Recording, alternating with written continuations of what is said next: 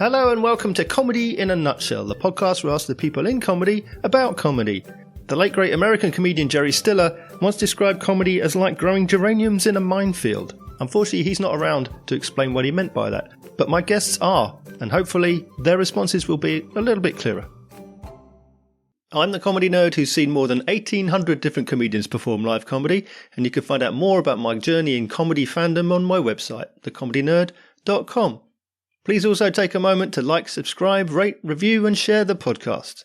Thank you. My guest this episode is an American comedian based in London. She's an alumnus of the Soho Comedy Lab and this year takes her debut hour to the Edinburgh Fringe. It's comedian Candace Bryan. If we wind the clock all the way back to the beginning, what's your earliest memory of comedy as like an influence on you? That's a really interesting question. I'll just say exactly where my mind went. I mean, growing up, I was raised by a single dad, which kind of relates to my show, but he has always been a really big fan of comedy. So I grew up in the 90s and I remember my dad would always record episodes of the sitcom Seinfeld on like VHS.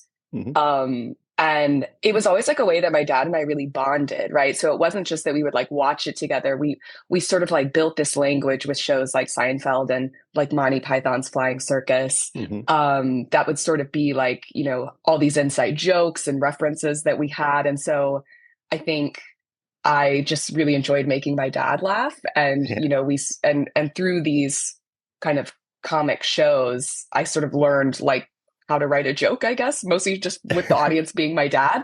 But yeah, it's always been a really big part of my family. Like my family's crazy and yeah, we just love watching TV. Maybe that's super American as well. But yeah, I have really early memories of that. I mean, VHS, you know, that's like such a throwback. So so I remember when the VHS came out. So okay, sorry.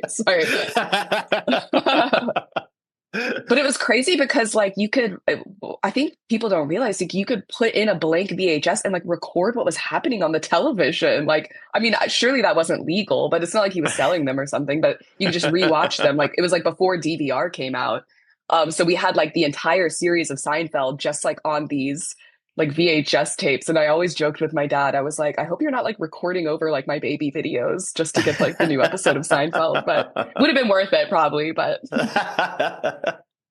So what about comedy then as an inspiration for you yourself, as a path for you to take?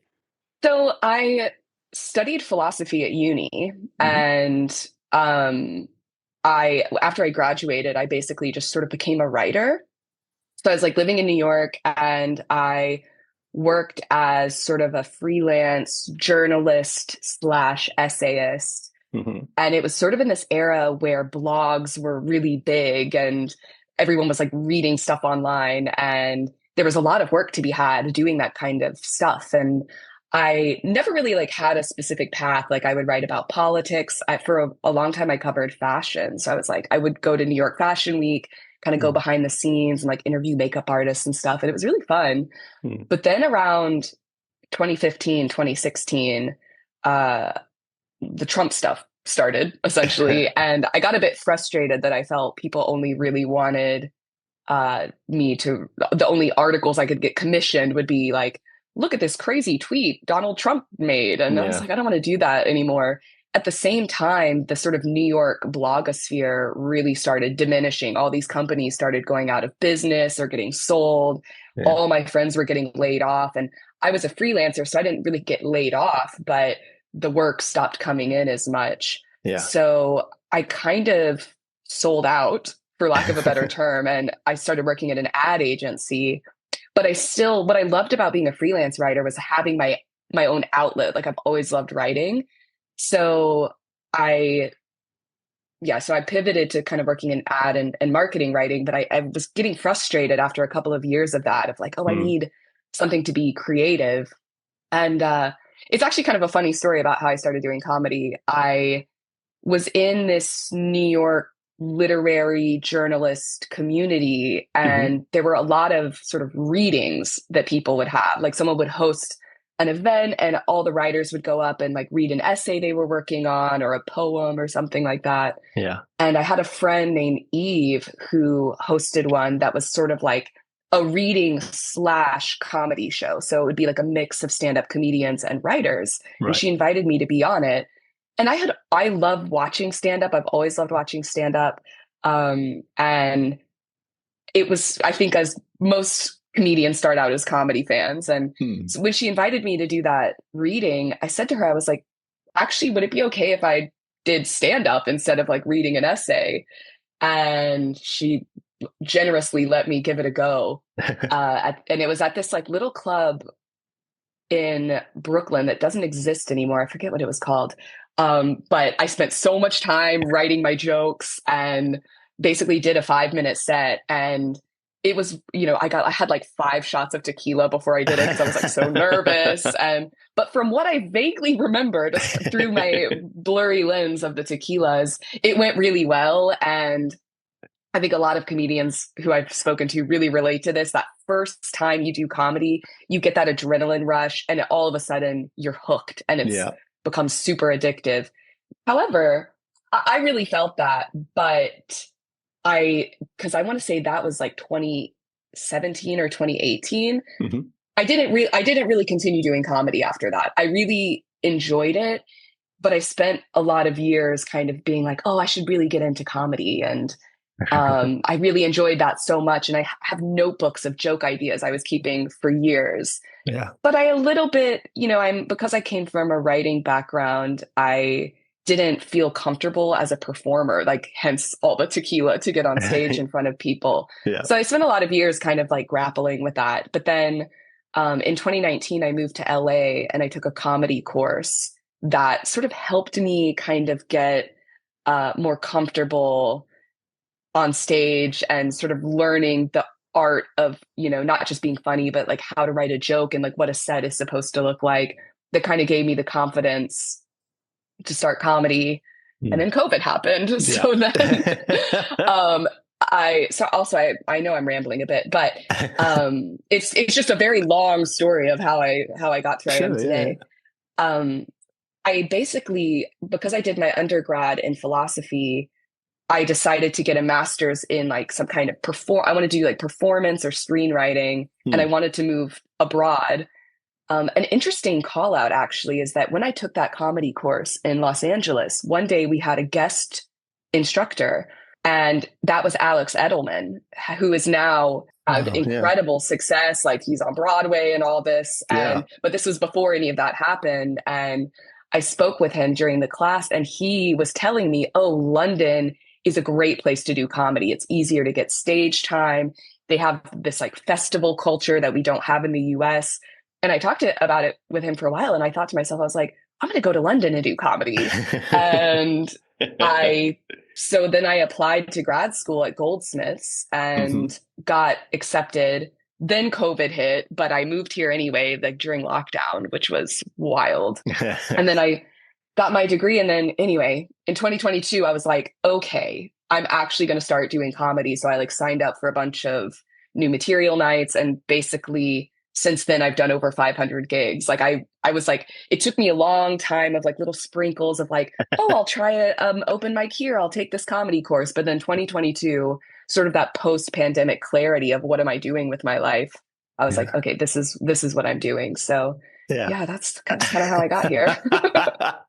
I mean, it sounds just extraordinary that, like you say yourself, you did that one show and then years go by and then suddenly it's like 500 gigs. It's like, it's all or nothing, it seems. I think that was like a story of my 20s was being very much trying a lot. And this is also, I don't know if you're into Meyers-Briggs, but I'm an ENFP and only semi-ironically obsessed with that. But I think a big personality trait I have is I like trying new things, but I don't see them through to their full conclusion.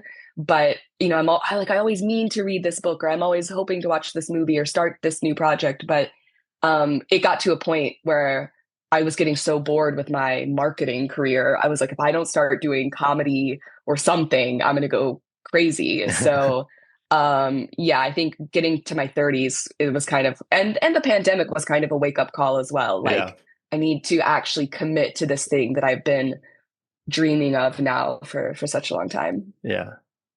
Did it strike you in moving to London that, I mean, I suppose when you were talking about when you were growing up and you knew Monty Python and all sorts of things like that. So how culturally was comedy in England, stand-up comedy, as opposed to what you might have experienced in LA or elsewhere? Yeah, I think about this a lot Mm. because, I did a couple of open mics in the States, but I've mostly done comedy here. I think about all the time, like, would my humor translate for an American audience? Mm. And I grew up watching, yeah, like Monty Python, Blackadder, Fry and Laurie, like Mm. all these things, and it was always my favorite. Like my best friend in high school, the one thing we had in common was we were obsessed with Flying Circus and could like quote it. It's been a huge like source of inspiration to me, and I the thing is, like, when I think about my favorite stand-ups, though, they're mostly American. So and I'm not a sketch comedian, but I think there's like a sensibility that I relate to more over here. And I'm always joking about this with my comedy friends, but I also think a little bit smarter humor over here, Mm. in that like people are willing to indulge a more cerebral joke, whereas in the States, I think my perception would be that a lot of audiences, they kind of need it spelled out for them a little bit more, whereas here you can be a bit more absurd, and that tends to be my humor. Mm. This has actually really been on my mind because I'm currently doing my show at Brighton Fringe Festival. Mm-hmm. And at my show that I did last Saturday, there was a group of people in the audience who came up to me afterwards and like they wanted to befriend me, and we went out and got drinks, and they were an absolute blast. Shout out Brighton. And one of the girls said to me that when she saw my flyer, she was intrigued, but she said, I saw that you're from Memphis and I wasn't sure if your humor would resonate with me as an English person. Mm. I thought it might be like overly American, but you actually have a really dry sense of humor and it's very relatable and you have kind of a British sensibility. And I thought that was interesting because I have always included that I'm American and Memphis in any of my sort of promotional materials because I think it's interesting. It's not a lot of Memphis comedians on the London circuit, I must say. But I hadn't really thought that might be preventing someone from coming to see my show because they might not think that I have a similar sense of humor. So I was like, I need to kind of rethink how I'm explaining my comedy to people because, yeah, there is sort of this loud, brash American humor that's very popular and I think can be really funny. Like I just saw Rory Scovel last week at Soho Theater. And I mean, he's very American, right? But I've never laughed that hard in my life. So there is definitely a difference I've picked up on. Yeah. And it's interesting trying to navigate that where I want to use the Americanness to stand out, but I do think I have from my upbringing and just my natural personality, kind of how I get more the British vibe. Yeah. It sounds like you're very, I'm always conscious of this about the character that people perform, the character of them as on stage. You seem very mindful of who you are perceived to be, being an American, for example. Does that weigh on your mind when you're writing and you're preparing materials? How will I be perceived performing this material as this personality? Absolutely. I mean, there's sort of the multi layers of that. A, as an American, B, as a woman. I also think about my appearance. Like, I think I have a kind of a unique look. And these things I think about all the time. Every time I'm getting dressed for a gig, I'm like, does this go with what I'm saying? And I've experimented with a lot of different versions of my persona and also outfits because my persona, as most comedians would probably say, is an exaggerated part of my personality that is real. And it's actually, I think my persona is a lot more like who I used to be when I was a teenager and when I was in my early 20s, which is kind of masculine, kind of like too cool, like, but kind of obviously struggling, but playing it off like, oh, I'm awesome. Like I go up on stage and I'm like, what up? But, then kind of playing with the fact that I'm talking about some vulnerable things, but trying to like brush it off. And I think that's a kind of a a POV that I think is unique, and that sometimes people struggle to understand because they see me go up there as an American, and they might have some perceptions of me. Like they might not understand certain levels of irony that I have because I'm American. Maybe they just think I'm stupid. Like if I'm making a joke about how I'm stupid, they don't understand that I'm in on the joke, or the fact that I'm a woman, my vibe can be perceived in a certain way. But yeah, so I'm always very conscious of that, because I also, to me, like when you're doing comedy, you're trying to discover you're funny. Like I took a 3-day clowning course with Dr. Brown at Soho Theater a couple of years ago, and it got this idea in my head where, like, I think a lot of stand-ups have this attitude that I'm telling you what's funny. Like I have decided what I'm doing is funny. But the clowning perspective that I feel like I got was a little bit like, you're trying to figure out what you can do that other people, when they see you do it, makes them laugh. And so, yeah, I'm always very conscious of, like, for a while, I noticed that when I go more deadpan, people tend to resonate with that more. So then I spent a few months being extremely deadpan, and then I was like, I think I went too far in that direction. So then I had to like dial it back a little, because I was like, it's getting less funny. But yeah, I'm always trying to like react to how I'm perceived. Yeah. There's an interesting quote from Eric Morecambe, I think, saying that we on stage can never know that what we're doing is funny.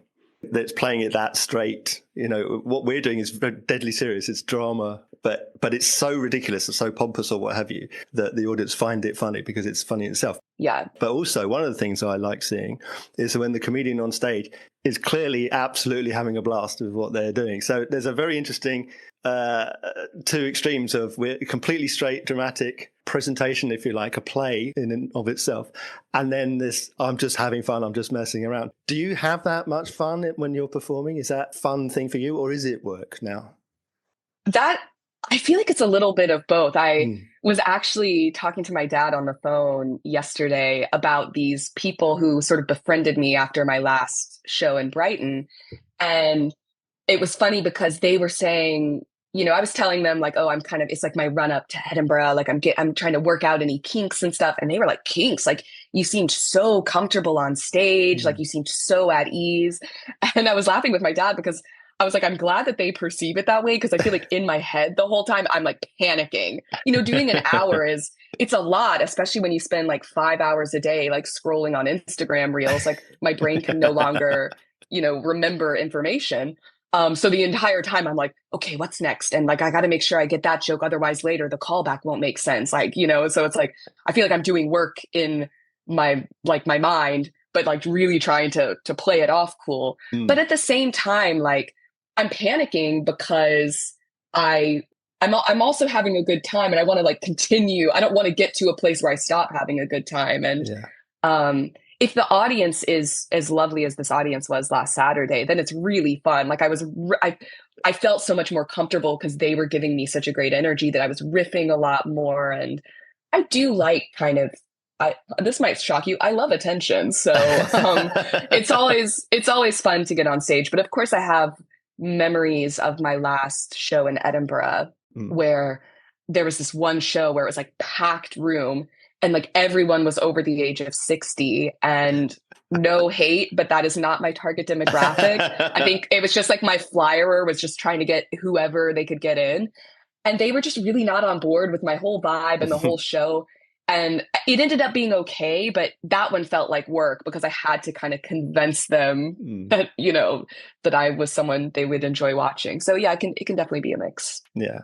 Oh, was that your last show in Edinburgh? Communist Dad, yeah. 2 years ago. Crazy. I mean, not that night, obviously. City Cafe, wasn't it? Yeah, with Laughing Horse. That's right, yes. I was the last one in the room and had to sit right on the front row. And that room is crazy. Oh my gosh. Yeah. It was a strain on the neck for that one, but it was a great show, so I really appreciate it. I hope I didn't spit on you too much. That's not the takeaway I have, so you're all right. Okay, good. What about watching comedy then? Do you still watch comedy? Are you still able to watch those shows you used to love? Or do you watch other comedians? Do you watch them as an entertainment, or are you now more analytical? My comedy viewing habits has evolved so much doing comedy. Like I don't really enjoy watching stand-up as much as I used to, unfortunately, because it's hard. Well, like I've dated a lot of musicians, and my last boyfriend, who was a musician, said he listens to a lot of podcasts now because he can't really enjoy listening to music, doing it professionally, because all he's doing is analyzing it. And that really resonated with me as well. So a lot of stand-up, my standards are just higher. So a lot of times, like, you just see the punchline coming because you know the formula. Yeah. I think it's why, but I still watch a lot of comedy, right? But it's evolved. So now I'm less going to watch stand up, and I love watching clowns and clowning, because I have this admiration that I used to have for stand ups where I'm like, I could never do that. And I don't know where they're going with it. But there are, of course, exceptions. Like I saw Rory Scovel, as I mentioned, and like my body hurt after that show from laughing so hard. And part of it's that, yes, he's doing stand up, but he's very improv-y, he's riffing. And also, though, he's such a unique, his brain is so unique that it's not formulaic. I don't see where it's going. And I think this is why, like, a lot of comedians love James Acaster as well. Like, the more sort of abstract and absurd comedians draw more comedians because they can still surprise us. Whereas a lot of stand up is just, same old, same old. Yeah. At what point do you think that you called yourself a comedian? Are you 100 gigs in, you say, oh, I'm a comedian now? Or are you a comedian day one? Were you a comedian when you first did that course, despite the fact that you weren't a jobbing comedian after that for a period? It's hilarious that you asked that, because I was talking to my boyfriend last night, and I literally said to him, because we were talking about something about my Edinburgh show, and I was like, you know what? I start telling people I'm a comedian. Like, I'm actually a comedian now. Like, I'm making money doing this. Like, does that mean that I'm actually a comedian? And he was like, you've been a comedian. What are you talking about? And there's a lot of imposter syndrome that comes with being an artist of any sort, obviously. I feel like comedian does feel such a big part of my identity. Like, as I said, it's a way that I bond with my family. I've always been like the class clown and, you know, the jokester of the family. And so, like, no one in my family is surprised that this is kind of the career path I ended up on, as long as it took me to get here. But yeah, I still have trepidation about identifying that way, because I'm like, well, I'm no Rory Scovel, you know, but it is part of my identity, and it's a difficult one, because when I meet people, like, for the first time, I still tell them I'm a writer. And I do think I'm a writer first comedian. Like, I'm always confident in the jokes I've written. And the doubt comes, oh, can I deliver it in a way that does it justice? And I guess that says a lot about my ego. But when it comes to writing, I'm like, everything I write is good. But and to be honest, like, ultimately, I think what differentiates me from a lot of my comedy peers is my goal with stand-up is not to become like I don't want a Netflix special, an internationally touring stand-up. I would love to write a show. I want to pivot to screenwriting at some point. And I feel like stand-up is a good way to kind of build an audience, practice your writing skills, and get a little industry attention. So then you can say, oh, I would love to be in this writer's room, or I have this show I would love to pitch. And so to me, even when I picture my most successful version of myself, it's more the writer than the performer. Yeah. So is writing then more your comfort zone? We talked about you being, you know, the fun of being on stage and performing, the joy you take out of it. But are you happier than writing? Absolutely. I really, to me, that's the fun of it. Like, and what's been really hard about growing as a comic is like the phrase "kill your darlings." There are jokes that I write that I'm so confident in, and no one else likes it. And, you know, I just have to say, I had fun writing it. It's never going to work on stage. I'll save it for the sitcom pilot. But yeah, I feel more comfortable. Like, last year I read Adam Bloom's book and about, I forget what it's called, Finding Your Comic Genius. And I really enjoyed it. Obviously he's brilliant. And I felt like a lot of what he said about the writing, I'm already sort of doing intuitively. And what I thought was, way more helpful for me was some of the performance stuff of like, oh yeah, like I got to think about it this way. And, at some point I'd like to write a book. And I think because I studied philosophy at my school, most of what we were doing was writing essays. And I just sort of found my confidence as a person through writing. And the way that I approach comedy too is very, I don't do a lot of crowd work, and the crowd work I do is begrudging. And I, I sort of sit down, and there are things like I almost like approach it philosophically, like, oh, I want to talk about, like this, my new show is kind of about thinking about a sort of motherhood and like why as a society we kind of idolize it in this way. Or the other kind of philosophical question of my show is, why do people have a need for closure? And is that something that is healthy, or is that just something people do because other people expect them to do? And so I sit down to write a show or even a joke from that aspect of it, and then enjoy the wordplay of it all, trying to figure out what's the sort of like linguistic formula where I can communicate an idea, but also make people laugh at it. So I think that's always my approach is, very writer centric. Because every joke works on paper. All of my jokes work on paper. You can quote me on that. On that, do you sometimes keep things in, even if they don't necessarily perform in front of an audience, just for your own amusement? Absolutely.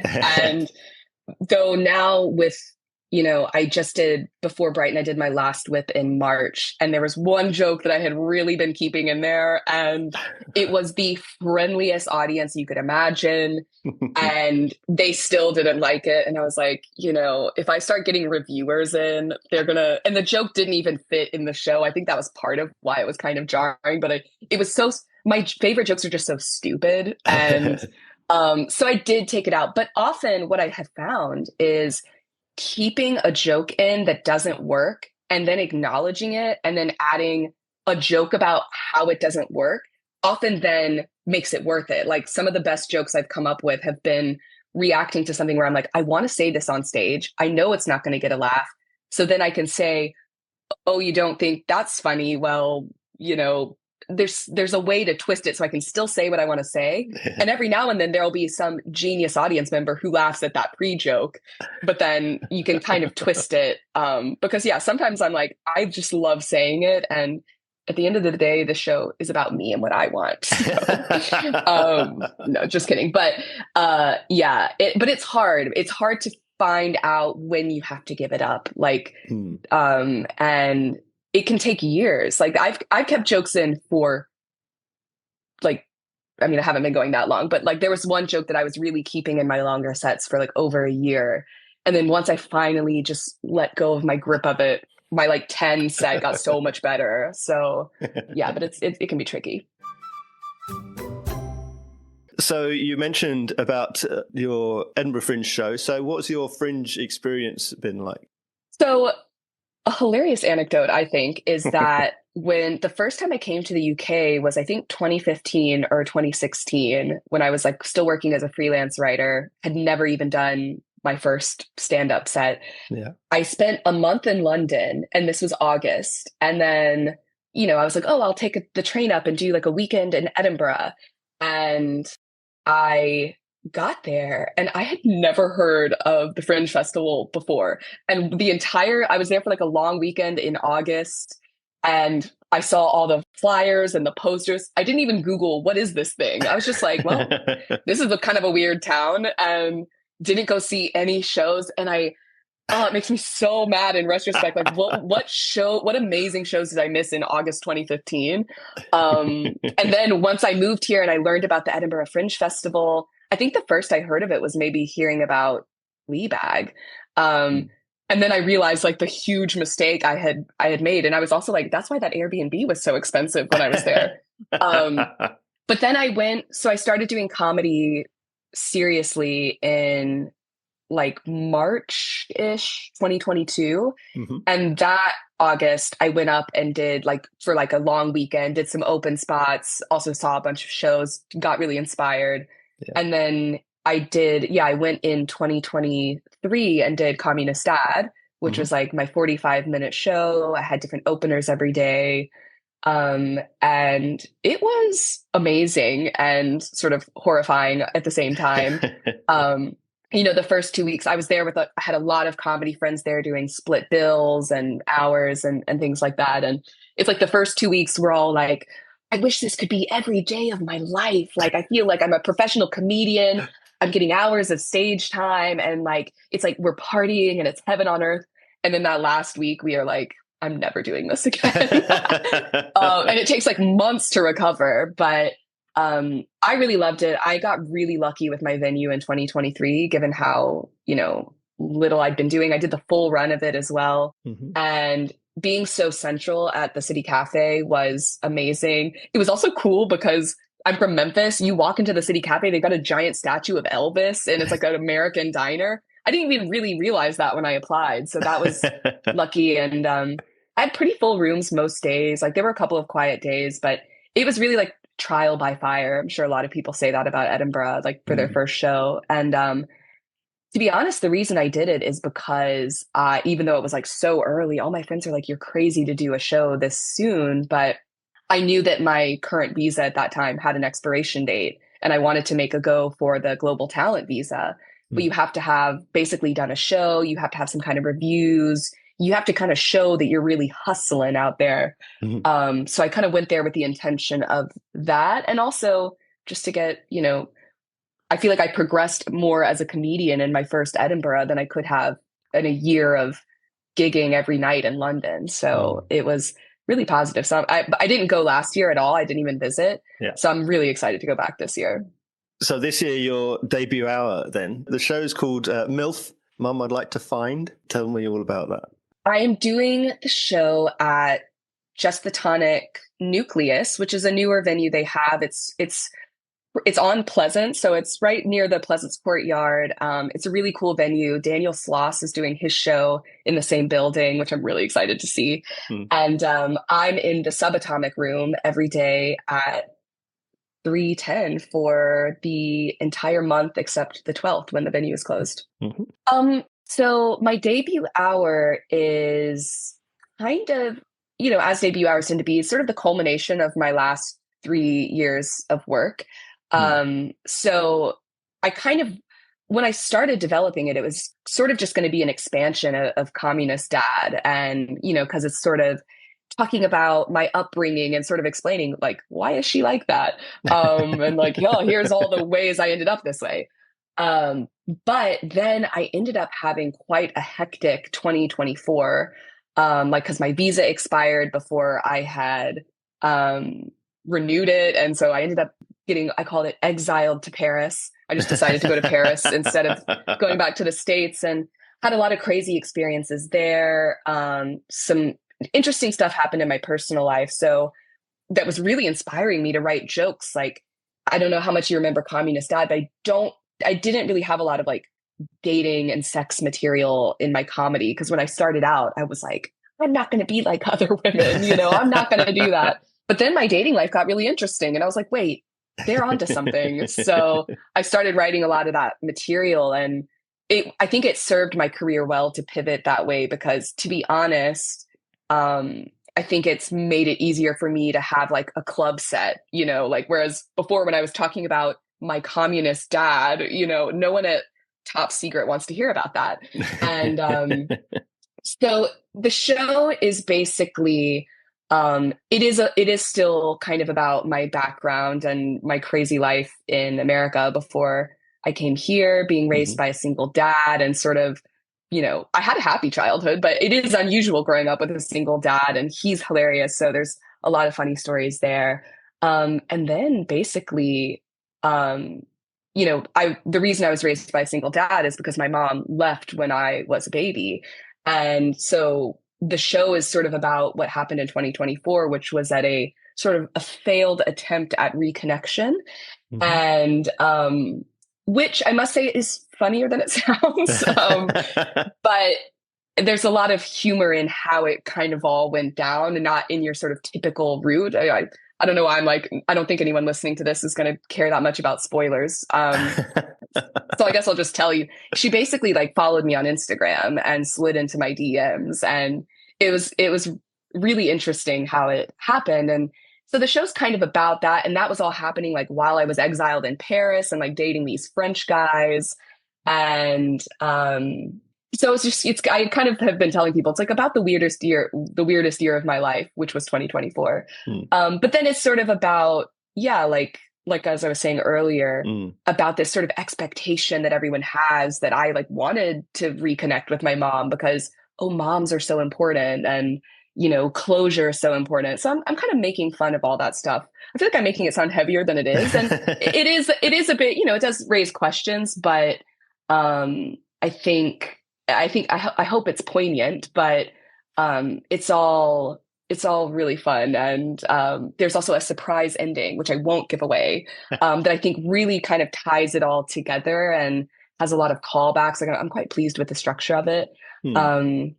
And it's been really nice doing it in Brighton and getting such positive feedback from the audience, because something I worry about doing such a personal show, other than my own sense of mortification at talking about myself for that much time, is that because it's such a unique story, can other people relate to it? Because the reality is not that many people were raised by single fathers. But this group my new best friends in Brighton, who I keep mentioning, we ended up having kind of a deep conversation at the pub, as happens after you drink a bottle of wine.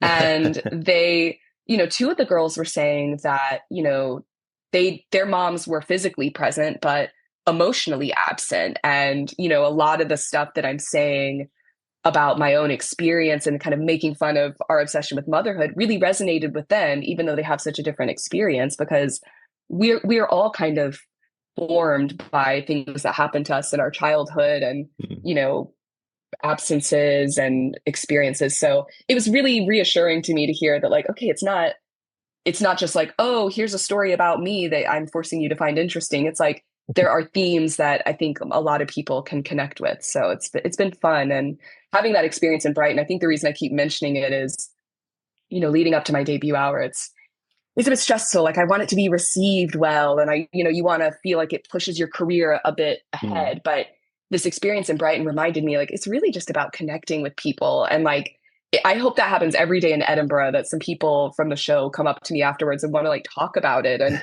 just talk about life and be my friend. So I'm really just doing Edinburgh to make new friends, and I hope that happens. You mentioned about obviously audience feedback, but also reviews. How do you feel about that sort of feedback? Do you avoid reading reviews, or are you dispassionate about them, or how do you respond to feedback in that sense? To be honest, because it's my debut hour, I haven't gotten a lot of feedback. I got a nice write-up of Communist Dad in British Comedy Guide, and I take reviews really seriously. Even that, it wasn't a starred review or anything because it's British Comedy Guide, but it was pretty positive. But there were like some turns of phrase he used about the structure of the show that I found really helpful. I was like, oh, I never thought of the structure that way. Like he's right. Like there is kind of a shift in tone halfway through, and I could blend it more seamlessly. So, these reviewers who are seeing so many shows have such a great perspective that can really help, you get better. But at the same time, I tell my friends who get a negative review, don't let them define, maybe they didn't get your humor. So you have to find that balance of being open to bettering yourself, but also not destroying yourself if some reviewer isn't connecting with you. Yeah.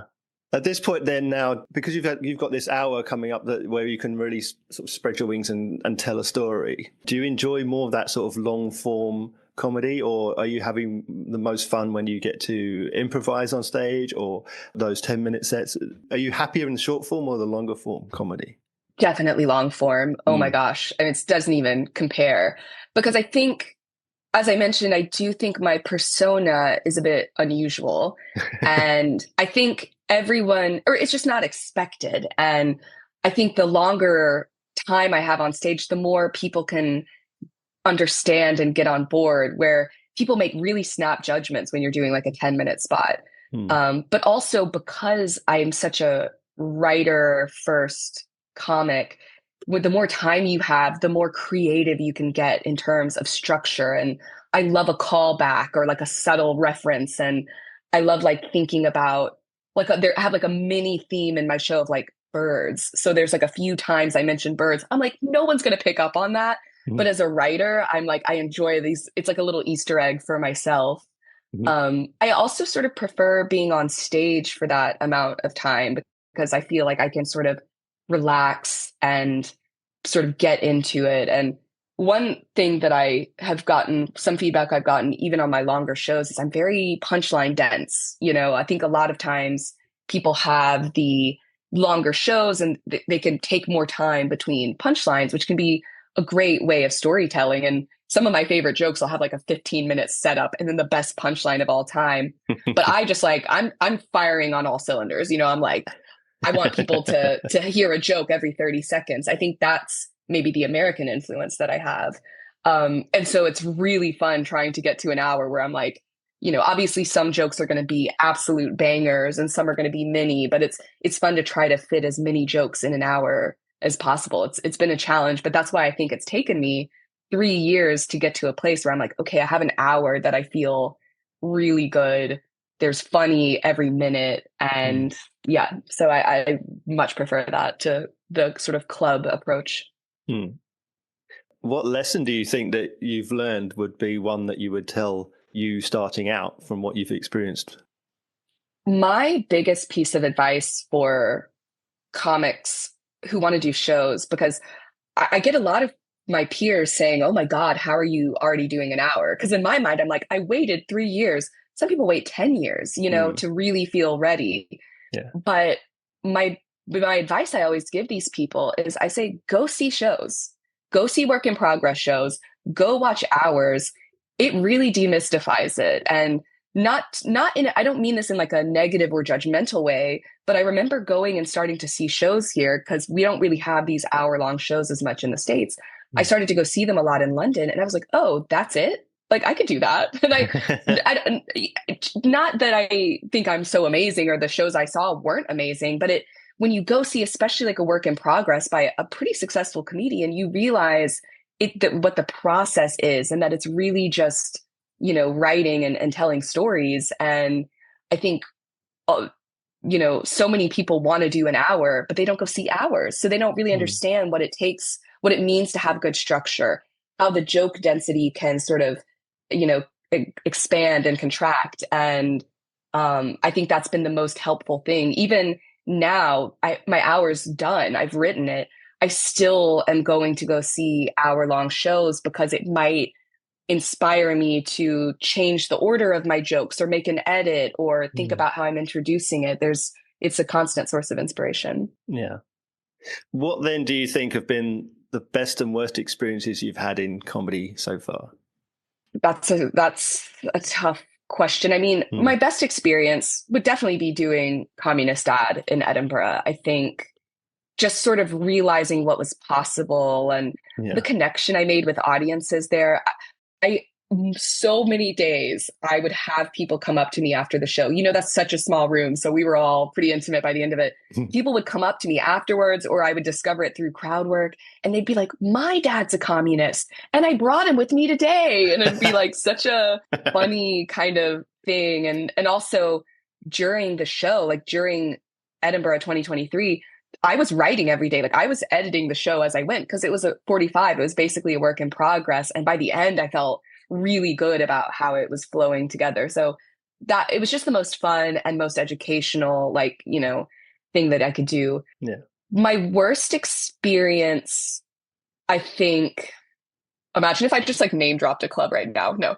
It's been done. I think I'm sure. I'm not trying to burn any bridges today. It's too early for that. But I will say that I think my worst experience was sort of self-imposed of for a while trying to become more palatable, more club friendly because I thought that's kind of what I had to do to get certain accolades and um trying to like diminish my weirdness and kind of be normie. It was a pretty short phase and also just the struggles of landing on how my persona is. I mean, it's a struggle and it can really make you question why am I doing this? You know, like you try something new and then you completely die on stage and it can be really frustrating, and that's always going to happen. And I think accepting that is how you get over it. Like, I could be 20 years in and I'm still going to have a gig that makes me think I'm a phony and that this is a waste of my life. But understanding that that's just the artistic process, it's always going to be ups and downs, and just kind of riding the wave, I think, is the best way to kind of get over that. Was there anything that really surprised you about going into comedy? Honestly, I think the first thing that came to my mind is misogyny. And I know that people talk a lot about misogyny in comedy, but maybe I live in kind of a liberal bubble. I have a really progressive family. I haven't experienced a lot of misogyny in my life. And I that's a really privileged thing to say. But and I've always known it's real. But to me, comedy is a world of people who are smart and intellectual. And look, there are conservative comedians, but I think the art of comedy is questioning the status quo, which kind of makes it inherently progressive often. I mean, that's not what all comedians are doing, but that's how I see it. So, I had always heard about misogyny in comedy, and to experience it, these microaggressions, it's always so small, right? It's never a promoter saying you're not funny because you're a woman. It's in these really subtle ways that you can almost convince yourself aren't real, but then you start noticing a pattern.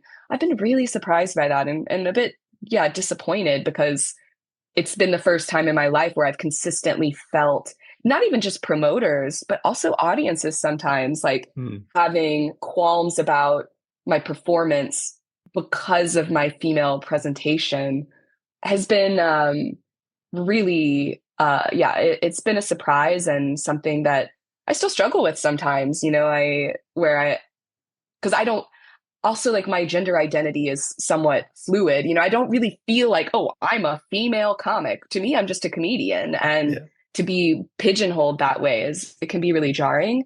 But I think there's a lot of industries where that's true. And I'm sure if you're a comic who's been around for a really long time, I'm sure it's gotten so much better than it used to be. And the fact that I have as many opportunities as I do, and often, like, sometimes I feel like I've gotten a gig just because they need a token woman. There can be positives of that, but that's been a huge surprise to me.